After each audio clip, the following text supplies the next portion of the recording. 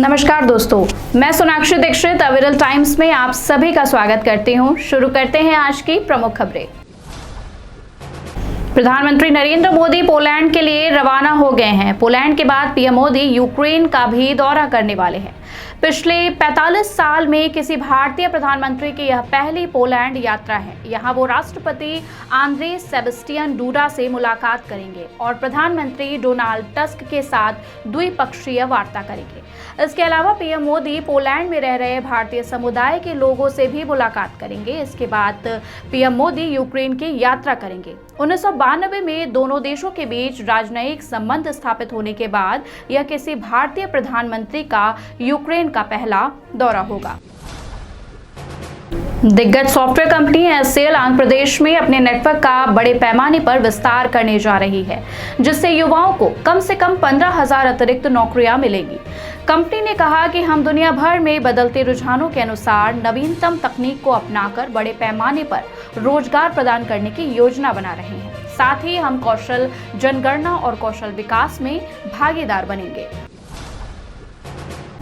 उत्तर प्रदेश में अधिकारियों के ट्रांसफर की प्रक्रिया के बीच प्रदेश सरकार ने बड़ा कदम उठाया है। इसके तहत 2022 के बैच के भारतीय प्रशासनिक सेवा के 14 अधिकारियों को विभिन्न जिलों में पहली तैनाती दी गई है। आईएएस श्रुति शर्मा देवरिया जिले की ज्वाइंट मजिस्ट्रेट बनाई गई हैं। गामिनी सिंगला को सुल्तानपुर के ज्वाइंट मजिस्ट्रेट पद की जिम्मेदारी दी गई है। दीक्षा जोशी को हरदोई जनपद का ज्वाइंट मजिस्ट्रेट बनाया गया है। सुनील कुमार धनवंता को आजमगढ़ के ज्वाइंट मजिस्ट्रेट की जिम्मेदारी दी गई है। उत्सव आनंद को शाहजहांपुर, पूजा साहू को चित्रकूट, रामेश्वर सुधाकर सबनवाट को गाजीपुर, प्रफुल्ल कुमार शर्मा को रायबरेली, नेहा बयाडवाल को जालौन, राजमोहन मीना को मुरादाबाद, आलोक प्रसाद को बहराइच और कुमार सौरभ को जौनपुर जनपद में ज्वाइंट मजिस्ट्रेट पर तैनात किया गया है। एससी यानी अनुसूचित जाति और एसटी यानी अनुसूचित जनजाति के लिए आरक्षण बचाओ संघर्ष समिति ने भारत बंद का आह्वान किया है।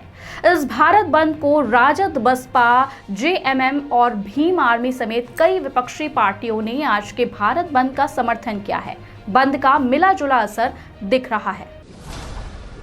मेडिकल एजुकेशन एवं रिसर्च डिपार्टमेंट यानी कि डीएमईआर ने एनआरआई कोटे के तहत एमबीबीएस सीटों के लिए योग्यता मानदंडों में संशोधन किया है।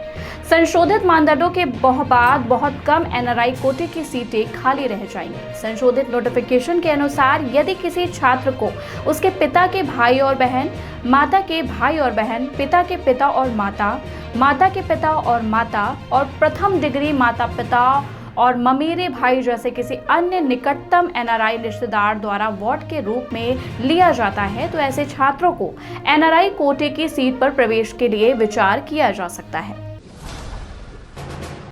उत्तर प्रदेश में निजी मेडिकल व डेंटल कॉलेजों की फीस का नए सिरे से निर्धारण किया जाएगा। हाईकोर्ट के आदेश के बाद एमबीबीएस, बीडीएस, एमडी व एमएस कोर्स का शुल्क जल्द निर्धारित किया जाएगा। UP unaided medical and allied sciences college welfare association की ओर से नए सिरे से फीस तय करने के लिए अपील की गई थी। अब कई निजी मेडिकल व डेंटल कॉलेजों की फीस बढ़ सकती है, वहीं कुछ की फीस घटने के भी आसार हैं। अनिल अंबानी के मालिकाना हक वाली कंपनी रिलायंस पावर के शेयरों में तूफानी तेजी जारी है। रिलायंस पावर के शेयर आज 5% की तेजी के साथ 36.17 रुपए पर पहुंच गए हैं। कंपनी के शेयर लगातार तीसरे दिन अपर सर्किट पर है। कंपनी के शेयरों में 5 दिनों में 21% का उछाल आया है। श्रद्धा कपूर की फिल्म स्त्री 2 की जिसने बॉक्स ऑफिस पर रिलीज होकर बवाल कर दिया है और फिल्म में 250 करोड़ का आंकड़ा पार कर लिया है। इस फिल्म में श्रद्धा कपूर के साथ राजकुमार राव, पंकज त्रिपाठी, अपार शक्ति खुराना और अभिषेक बनर्जी जैसे किरदार हैं।